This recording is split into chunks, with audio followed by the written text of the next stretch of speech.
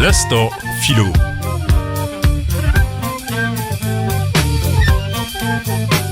Assurément, les religions ont une face glorieuse. Elles ont été civilisatrices. Elles ont nourri l'esprit des hommes, inspiré des œuvres marquantes dans tous les domaines de l'art et ont permis de faire advenir de grandes choses dans l'histoire. Mais elles ont aussi une face obscure qui peut légitimement nous faire très peur.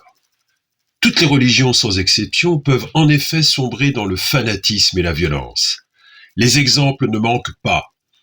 Si nous désirons avoir une description à charge de tout ce que le christianisme a pu inspirer comme action violente, obscurantiste et liberticide, la lecture du traité sur la tolérance de Voltaire est vraiment édifiante. L'islamisme, déformation intégriste et assez récente de l'islam, impose dans certains pays des normes de comportement assez délirantes et une morale sexiste et violente. Les libertés et l'égalité sont évidemment malmenées. On sait également que partout dans le monde, actuellement, des individus se réclamant de cette mouvance commettent des meurtres et des massacres.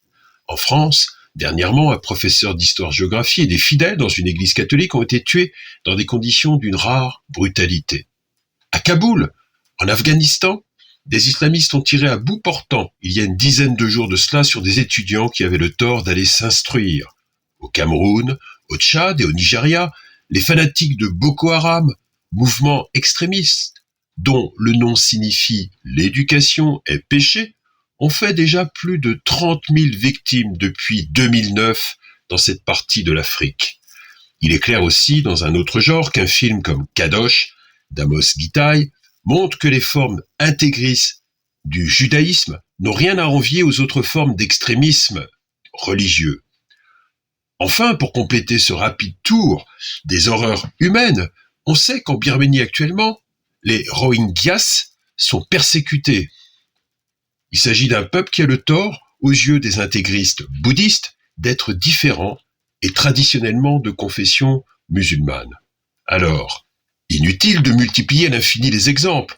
On le voit, les croyances religieuses peuvent faire peser des menaces très concrètes sur les libertés, la paix civile, la justice et l'égalité entre citoyens.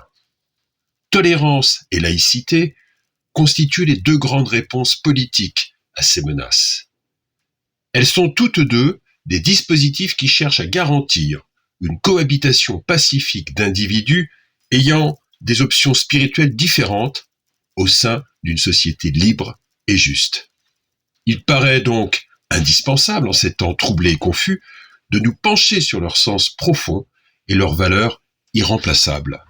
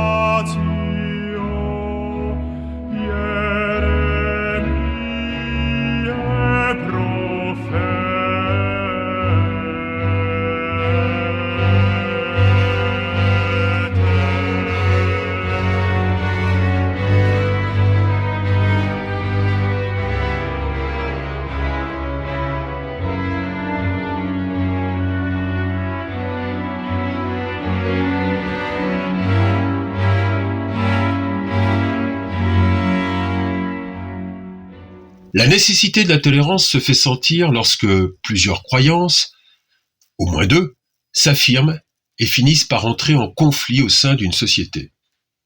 En Europe, l'affichage de 95 thèses à Wittenberg le 31 octobre 1517 par un moine augustin nommé Martin Luther, point de départ du protestantisme, va conduire à des affrontements sanglants entre catholiques et protestants. L'édit de Nantes, signé par Henri IV en 1598, est un édit de tolérance. Il visait à pacifier en France, qui a connu les massacres de la Saint-Barthélemy, les relations extrêmement tendues entre catholiques et protestants. avec l'édit de Versailles de 1787, autre édit de tolérance, Louis XVI redonne aux Huguenots des droits et une protection qu'ils avaient perdus. Tolérer, on le voit dans ces exemples, c'est tout d'abord accepter, toujours avec une certaine réticence finalement, d'autres pratiques religieuses. Souvent, en conservant une religion officielle qui peut de nouveau vouloir s'imposer à tous, comme le montre la révocation de l'édit de Nantes par Louis XIV. La tolérance est donc le fait du prince. Elle est accordée ou bien refusée selon son bon vouloir. Elle ne protège que temporairement. L'épée de Damoclès des persécutions pèse toujours sur les croyances minoritaires. Enfin, il existe des versions différentes de la tolérance qui montrent qu'il s'agit d'un dispositif politique très conjoncturel. La tolérance est restreinte quand elle accepte certaines options spirituelles et en rejette d'autres. John Locke, dans sa lettre sur la tolérance, estime ainsi que la tolérance de l'Église anglicane ne doit pas concerner les catholiques, qui font obédience à un autre chef d'État que le souverain de Grande-Bretagne. Elle ne doit pas non plus concerner les athées, car, dit-il, on ne peut accorder foi à ceux qui n'ont pas foi en Dieu. Mais il existe aussi, heureusement, une tolérance au spectre plus large. Le philosophe Pierre Bell estime ainsi qu'un État doit tolérer toutes les options au sujet de la religion, y compris l'athéisme. On retiendra de toutes ces considérations que la tolérance cherche à permettre, de façon conjoncturelle et parfois assez arbitraire, une coexistence pacifique de différentes religions au sein d'une même société. La tolérance présente déjà l'immense avantage d'éviter bien des violences et des injustices, mais cette réponse politique, on l'a vu, a ses fragilités et ses limites.